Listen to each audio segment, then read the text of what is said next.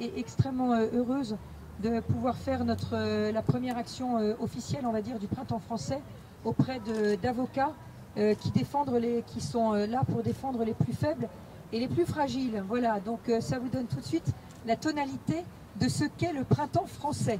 Parce que le Printemps français est un mouvement de résistance pacifique, je tiens à le dire, et le mot résistance et pacifique ensemble, comme si ça n'était qu'un seul mot.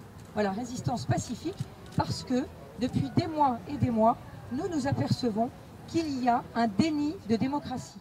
Le Printemps français, c'est un mouvement de personnes spontanées qui se sont réunies, qui viennent généralement des régions et qui veulent pouvoir agir et défendre leurs convictions aussi dans leur région.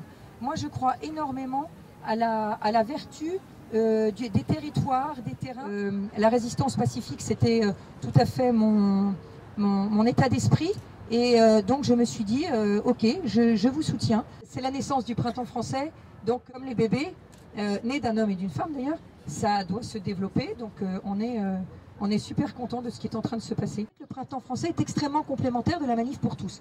La Manif pour tous a organisé remarquablement d'ailleurs 2 énormes manifestations.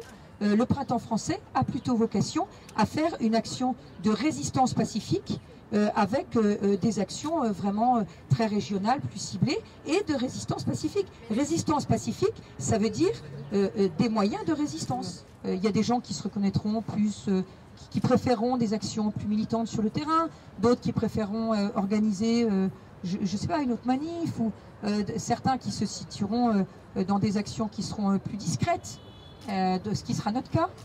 D'autres qui auront des actions plus... Enfin bref, la résistance quoi en un mot. Voilà, vive la résistance pacifique. Vive la résistance.